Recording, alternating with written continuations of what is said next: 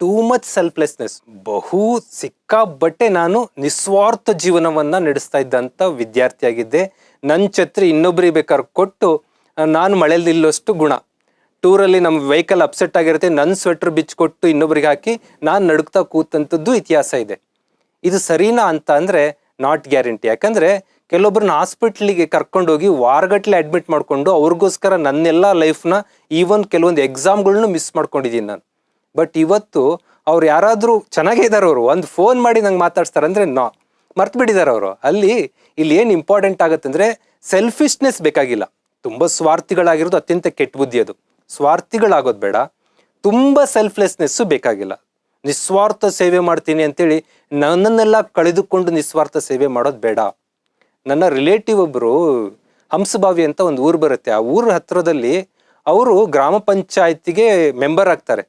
ಆ ಊರಿನ ಸೇವೆಗೋಸ್ಕರ ತಾನು ಸಾಲ ಮಾಡಿ ಏನೇನೋ ಡೆವಲಪ್ಮೆಂಟ್ ಮಾಡಿ ಆ ಸಾಲಕ್ಕೆ ಬಡ್ಡಿ ತೀರ್ಸೋಕ್ಕಾಗದೆ ಸುಸೈಡ್ ಮಾಡ್ಕೊಂಡು ಸತ್ತೋಗ್ತಾರೆ. ಇಷ್ಟು ಸೆಲ್ಫ್ಲೆಸ್ನೆಸ್ ಬೇಕಾ, ಇಷ್ಟು ನಿಸ್ವಾರ್ಥತೆ ಬೇಕಾ ಅಂತ ನನ್ನ ಪ್ರಶ್ನೆ ಸ್ಟಾರ್ಟ್ ಆಗಿದೆ ಆವಾಗಲೇ. ತುಂಬ ಜನ ಅತಿಯಾದ ನಿಸ್ವಾರ್ಥದಿಂದ ಸೇವೆ ಮಾಡೋರು, ತಾವೇನೂ ಮಾಡ್ಕೊಳ್ಳದೆ ಹೋಗೋರು ನಾಶ ಆಗಿದ್ದಾರೆ. ದಟ್ಸ್ ವೈ ಈ ವಿಚಾರದಲ್ಲಿ ಇದು ಸ್ವಲ್ಪ ನಿಮಗೆ ಬೇಜಾರು ಆಗ್ತಾನೆ ಇರ್ಬೋದು.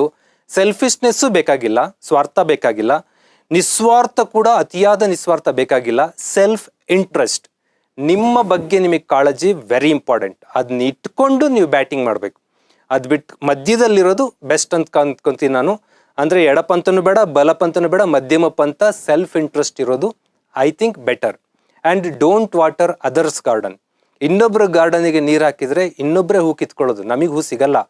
ಹಾಗಾಗಿ ಇನ್ನೊಬ್ಬರು ಗಾರ್ಡನ್ಗೆ ನೀರು ಹಾಕುವಂಥ ಯುವಕರು ಯಾವುದೋ ರಾಜಕೀಯ ನಾಯಕನ ಜೈ ಜೈ ಅನ್ಕೊಂತ ಅಲ್ಲೇ ಉಳ್ಕೊಂಡ್ಬಿಟ್ಟಿರ್ತಾರೆ ಅವರು.